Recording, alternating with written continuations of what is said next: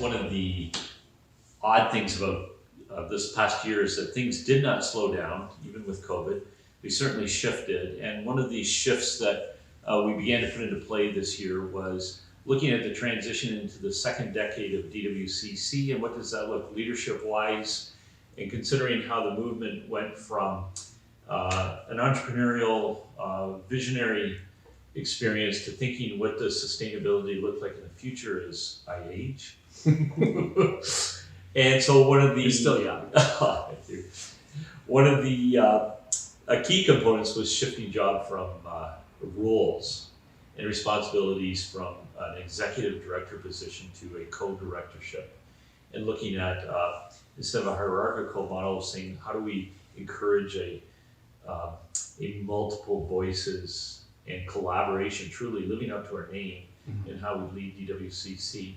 And so the movement over this year, especially in the fall, to a co-leadership, co-directors, and Mm-hmm. building on the gifts that you have and I have, how they complement one another. Yeah. I think the fancy term is polycentric leadership. Yes. I almost said that. But it's true, though, that we are very complementary. When I first moved here, somebody introduced me as, oh, this is Mini Bob. And I almost spit my coffee out because I was like, we're really nothing alike when it comes to gifts and skill set. We have a very complementary skill set. So, but yeah. Yeah. I think the other part was like just saying, yeah, I'm all for it, and then realizing giving up authority is hard.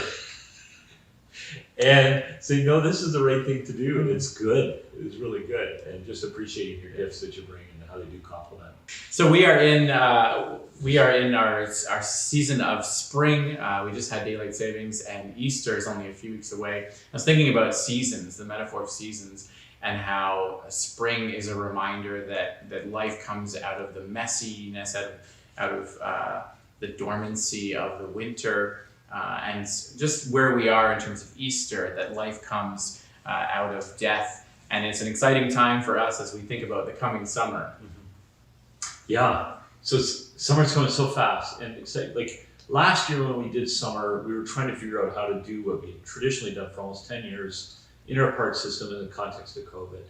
And in some ways it was just keeping the momentum behind it, and it was a deep learning experience, and I'm looking forward to us back in the parks again, and the capacity for working with the children again in the 4 community parks that we've been involved in for so long, and then also the launching of the garden. So in a couple of weeks, we've got the meeting of the gardeners in safe distancing at the gardens to reassign the plots, and there's a waiting list now that we've never had, and the city has been enthusiastically involved in expanding the number of parks and taking on more responsibility that takes in some sense off the shoulders of DWCC and managing those parks and the community gardens.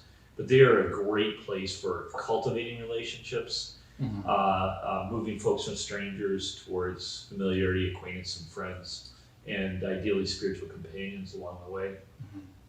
I think even like last year, we really didn't know what this pandemic looked like.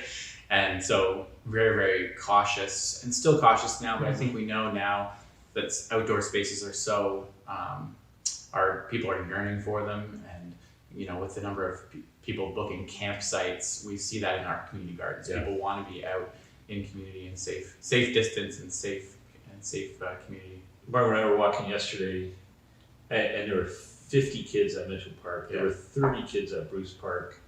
The kids are out. They're looking for engagement, and we got to run to catch up to them. So this is why one of the things we're excited to launch and tell you about is this new program, an internship experience called Immersion in the Neighborhood. It's going to be a 1-year internship program, living in intentional community as a cohort of interns that will start in our parks, and we'll work with the parable of the mustard seed and mustard seed initiatives and creative micro innovation, but also will just be a learning community and a community a loving community in the neighborhood. And so we'll tell you a bit more about that in another video. Yeah. You know what hasn't stopped, again, that grew out of COVID, and I think every crisis provides opportunity. And one of the things that I'm humbled by and wowed by is the response we've had to RIAT.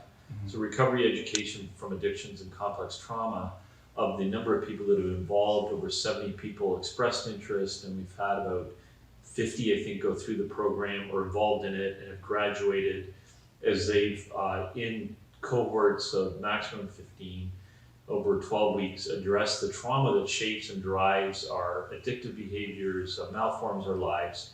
It's really an element of both evangelism and discipleship, all wrapped up in a sense of one, as the healing work of the Spirit moves in their lives without them really understanding it in that context. But we see it as that's been incredible. I think at the end of the night, I have to stop to unpack and decompress from all the intense relationships that have happened through the day. I've seen people change a little bit. Talk about some of them don't see the change happen, but I can see the grass growing. Come back in a week and see the change that's happened and how they deal with adversity and conflict. And then the gradual entry into a loving community, which is so critical for overcoming addictions and through isolation, and then being able to weave or dovetail, react into the Christ community of DWCC.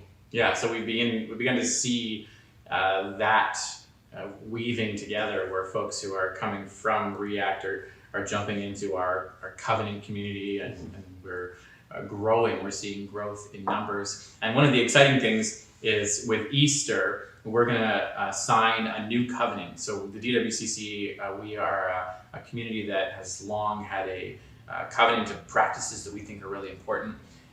And we are moving toward the process or the rhythm of signing the covenant annually, communal practice of reminding ourselves who we are, what we're about, and we're going to do that on Easter Sunday, and it will be a great time to be together, just a reminder of what God's been doing in our midst.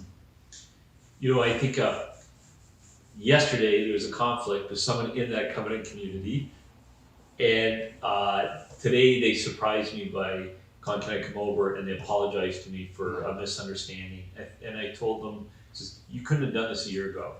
You were never in the place in your discipleship or your capacity or the grounding you had of security or safety, who you are in Christ, to be able to admit and then work towards reconciliation and saving it. So it was a beautiful experience of collaborative, covenant community, React, all working together and seeing the growth and maturing of not only this one person, but a relationship.